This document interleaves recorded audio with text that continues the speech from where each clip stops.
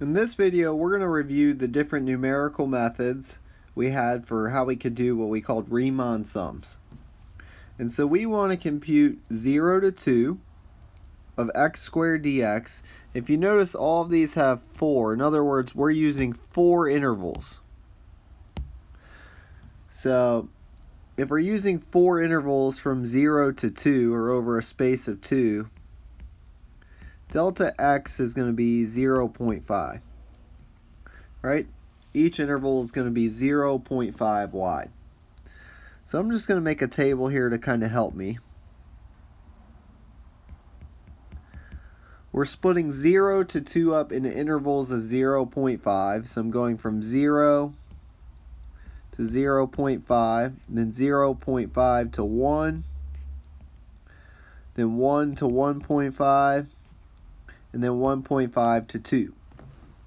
And if I computed the output values for each of those, if I plug them into the x squared function, 0 squared is 0, 0.5 squared is 2.5, 1 squared is 1, 1.5 squared is 2.25, and 2 squared is 4. Okay, so if we want to compute a left-hand sum, we're doing those rectangles. For all my rectangles, I know they're going to be 0.5 wide. The height is going to be determined by the value of the function, and so here we want the left-hand values. So during the interval of 0 to 0.5, I'm going to assume the function height value is the output value on the left is 0. So my first rectangle would be 0 times 0.5. My next time, from 0.5 to 1, I would assume the height of that rectangle is 0.25. And then the width won't change, right? The width is always going to be the same, 0.5. And then during the next interval, from 1 to 1.5, using the left-hand sum, or the left-hand side, we would assume the height of the function is 1 times 0.5.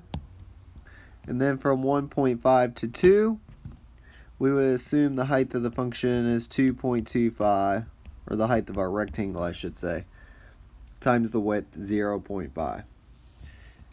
Adding all these up, we'd get 0 plus 0.125 plus 0.5 plus 1.125, giving us a total value of 1.75. In other words, we'd be estimating the area under the curve of x squared from 0 to 2 is 1.75. Now let's do a right 4. Same kind of idea, but now during those intervals we're using the value of the function on the right. So 0.25 is the function value from 0 to 0.5 that we're going to use, times the width of the rectangle, 0.5. From 0.5 to 1, using the value on the right, 1 times 0.5. Then we'd have 2.25 times 0.5. And then we'd have 4 times 0.5. So this first interval, we're going to estimate the area to be 0.125. The second interval, 0.5. The third interval, 1.125. And the fourth interval, 2. Adding all those up, we're going to get a right-hand sum of 0.375. Then in this section, those are actually Calc 1 topics. What we did is we improved upon these estimates using a few other different methods. So the trapezoid method, this one's actually a pretty easy one to do. It's just the average of the left 4 and right 4. So we add them together and divide by 2. So the left 4 plus the right 4 divided by 2. So 1.75 plus 3.75 divided by 2 gives us a better estimate. We're going to estimate now that this area under this curve would be 2.75. Then we moved on to another method, and we said, okay, during that interval from 0 to 0.5, let's say, we're going to use the midpoint of the function, or the height of the middle value between 0 and 0.5.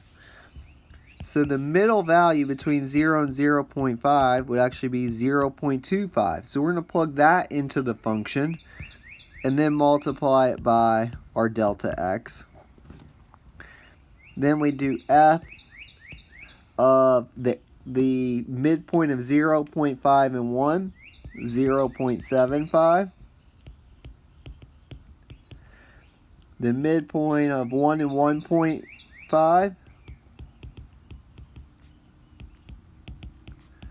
And then the midpoint of 1.5 and 2 would be 1.75.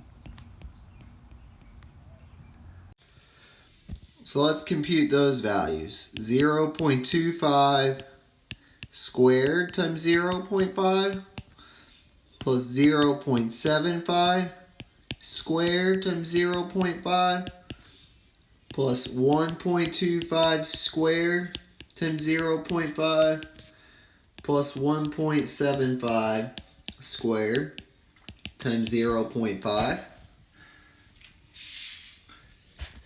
And if we compute those values, this first value actually comes out to be 0.03125 plus the second value, 0.28125.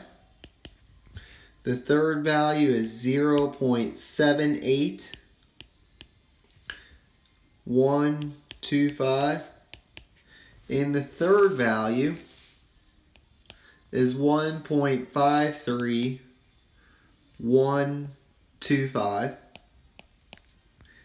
And if we add those all up, this comes out to be 2.625 is our midpoint estimate.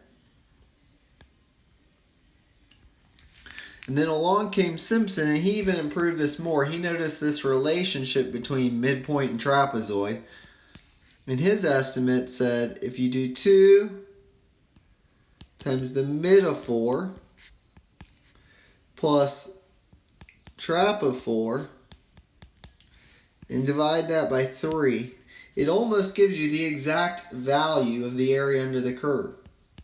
So if we compute that value, we'd be doing 2 times 2.625 plus our trapezoid value, 2.75, and dividing by 3. If you compute that value out, you'll actually get 8 divided by 3. And interesting enough, that is darn near the exact area if you were to compute this indefinite integral by hand.